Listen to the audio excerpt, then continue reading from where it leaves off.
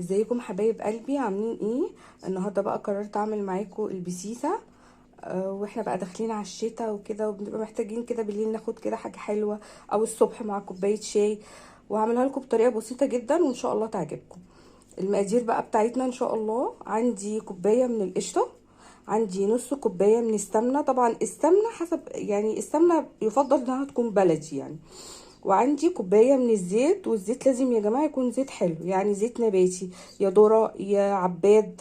وعندي كوبايتين من السكر، وعندي كيلو من دقيق الذره.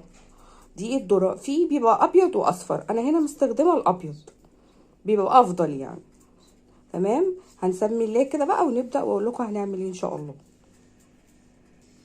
بصوا كده حبايب قلبي، انا جبت هنا 4 بيضات، حطيتهم طبعا في الخلاط. طبعا لو عندكم عجان ماشي، بس انا ايه عملت هنا في الخلاط 4 بيضات، وبحط عليهم حوالي معلقتين فانيليا او كيسين فانيليا. تمام، وبحط عندي كوبايه الزيت كده، بسم الله الرحمن الرحيم. تمام، وبحط السمنه بتاعتي كده.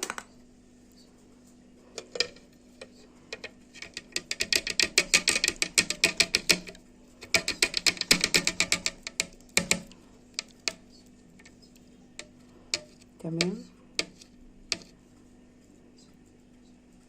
وبحط السكر. طبعا السكر يعني هو ده افضل حاجه للكيلو، يعني هما كوبايتين، بس اللي عايز يزود سكر طبعا يزود. واحط كوبايه القشطه بتاعتي كلها. هضرب بقى كل دول في الخلاط، وبعدين هوريكم هنعمل ايه.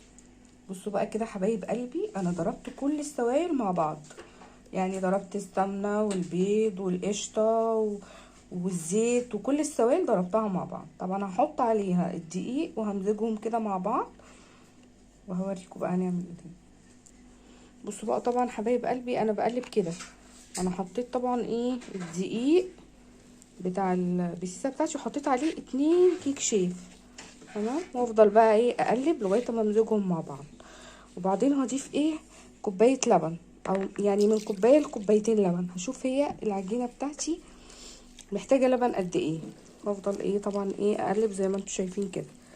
تمام، واحطها بقى طبعا في الصينيه، اوريكم بقى هنعمل ايه. بصوا بقى حبايبي، انا عايزه السمك ده، سمك العجينه بتاعتي تبقى كده. تمام، حطها بقى في الصينيه وبعدين هوريكم.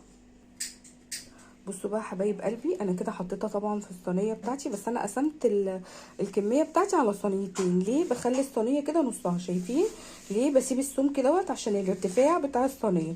وهي التانية الصينيه التانية الصينيه الصغيره. طبعا انا لازم اضغطها كده. تمام، عشان اطلع الهواء، اخرج الهواء اللي فيها. ببقى مسخنه الفرن من قبليها بشويه، وبحطها في الفرن من حوالي من نص ساعه ل 45 دقيقه في الرف اللي في النص. وطبعا ما بفتحش عليها قبل نص ساعه، قبل ما يفوت نص ساعه يعني، عشان الارتفاع بتاعها وكده. وان شاء الله هدخلها الفرن، ولما تطلع هوريها لكم.